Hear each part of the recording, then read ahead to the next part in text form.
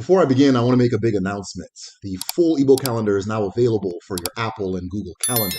I have created a calendar that tells the 13 moons, 4 market days, and different holidays and correlating rituals across the whole of Igboland, as well as breakdowns of what they mean and the stories behind them. This is available for all patrons who join our community to support this channel at patreon.com/The Medicine Show. For the people of Nnewi, the relationship between them and Nnewi, the rabbit, is one of unending gratitude and respect.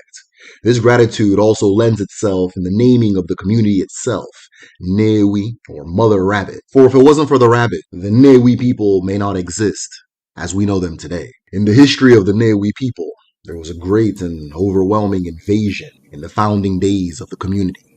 This was the era of the slave trade, where heavily armed communities raided weaker communities on a common and frequent basis, poaching communities for human spoils, and locking Igboland in a 300-year spell of war. In the heat of this era, a young, weaker Nnewi was under attack. As the overwhelming force of invaders approached, the Nnewi people ran short of options. Short of physical strength, they sought the spiritual option instead.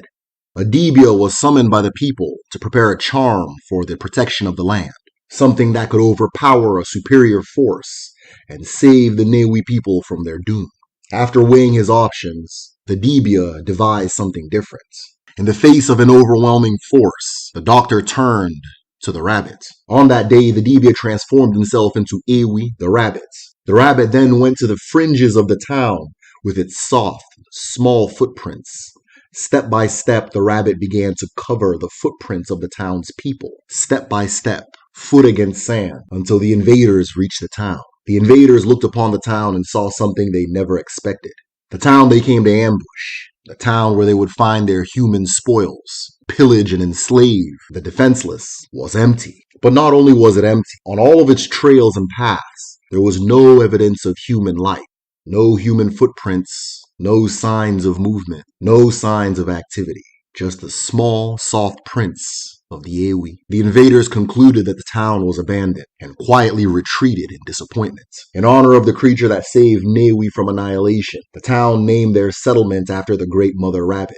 And from that day, the town was known as Nnewi. Today in Nnewi town, the rabbit is not killed or eaten by the natives and is given the respect and gratitude it deserves for its great act of heroism.